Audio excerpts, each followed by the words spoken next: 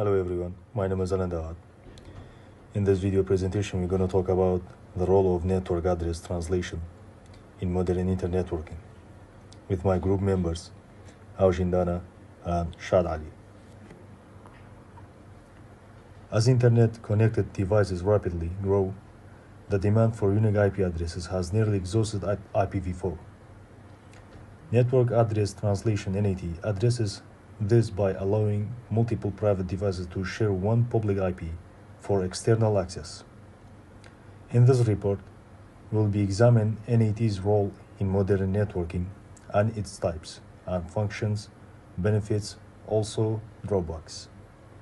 While NAT helps conserve addresses and improve security, it can hinder end-to-end connectivity and certain protocols.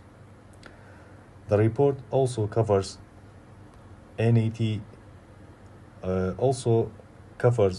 relevance alongside IPv6, noting its continued importance during the transition. It concludes by highlighting NAT's ongoing role in network design and areas for future development. In today's digital world, billions of devices connect to the internet every day, creating an increasing demand for unique IP addresses. However, the exhaustion of IPv4 addresses has become a significant challenge for network administrators. One of the most effective solutions to address this issue is network address translation, NAT. NAT is a technique used in internetworking that allows multiple devices within a private network to access the internet using a single public IP address. This not only helps conserve the limited IPv4 addresses space but also improves security by masking internal IP addresses. NAT is widely deployed in home networks, corporate LANs, and by Internet Service Providers, ISPs. It plays a critical role in connecting private networks to the global internet and making it a cornerstone of modern internet networking. This report aims to explore the different types of NAT, how NAT works, and its advantages and limitations, and the role it plays in current and future network environments. Hello everyone, my name is Shad Ali from Network and Security Department. I'm gonna continue my part, which is it's about case description, and we can say what's basically NAT. So I can say it stands for a network address translation, and it's basically a way for your router to help devices on your private network talk to the internet. It works by changing private IP address into a public ones. So why do we need it? As we know, IPv4 only has about 4.3 billion IP addresses, and that's not enough for every phone, laptop, or we can say smart fridge out there. Most networks use private IPs that can be used on the public internet, so NAT helps by letting many devices share one public IP. So about the types of NAT, we have three basic types. The first one is static NAT, which is it's a one-to-one setup, one private IP always, maps to one public IP. It's used for things like servers that always need to be reachable from outside. And we have also dynamic NAT. This one is more flexible. It uses a pool of public IPs and assign them to devices only we need it. So the same device might get a different public IP each time. And the third one, which is PAT, or we can say NAT overload. This is a one most of us use at home. It lets many devices share a single public IP by using different port numbers. and it's simple, efficient, and perfect for home or small office networks. Thank you very much, and my partner Haojin will continue. Thank you. Hello, my name is Haojin. I'm talking about the rest of the presentation. 2.4, how NAT works. Now let's look at how NAT, or Network Address Translation, actually works. When a device inside a private network wants to access the internet, the NAT router steps in. It takes the device private IP address and swaps it with the router's own public IP address. To keep track of multiple devices, the router assigns a unique port number to each connection.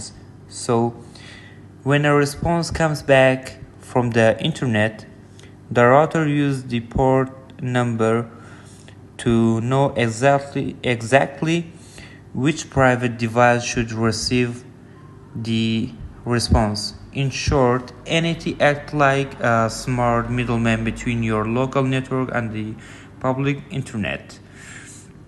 And 2.5 benefit of NAT. NAT brings three main benefits. First, address conversation. Instead of every device needing its own public IP, NAT allows thousands of devices to share a single one. Second, it adds a layer of security because it hides the internal IP address from the outside world. This makes it harder to attackers to directly target internal devices. And finally, cost effectiveness. NAT reduces the need for buying many public IP addresses, which helps business and internet provides save money. And right now, let's talk about change of NAT. While NAT has many benefits, it also comes with some challenges. First, it breaks end-to-end connectivity. That means incoming connections from the internet to device inside inside your private network. It can be tricky to set up unless you configure this, like port forwarding. Second, some applications like SIP or FTP may struggle with NAT unless special techniques like NAT traversal are used. And last, there's small performance overhead. The router has to manage translation tables and modify packet headers with as little bit of processing work. And 2.7 IPv6. Now let's look at NAT and IPv6. IPv6 was created to fix the address shortage in IPv4. It offers huge address space, so big that every device can now have its own unique public IP address. That means, in theory, we might not need NAT anymore, but we are not fully there yet. As with translation from IPv4 to IPv6, many networks are using both, so NAT is still very important today to help these different systems work together smoothly. And from the conclusion, to wrap it all, network address translation, or NAT, is still a very important part of modern networking. It helps us extend the life of IPv4 by letting many devices share a single public IP. It also gives us extra security and helps save money for business and service providers. Even though it has some limitation, NAT is still used widely, whether in home or big companies. As we move toward IPv6, we may need NAT less in the future. But for now and probably for a while, NAT will still be useful, especially in a network that mix both IPv4 and IPv6. And lastly, future improvement might make NAT work even better with these modern networks and everything run more smoothly. And for the references, we got those information from Cisco System 2023, RFC Series 22, Frozen BA 2017, Starlink W from 2014, networklessons.com. Thanks for watching.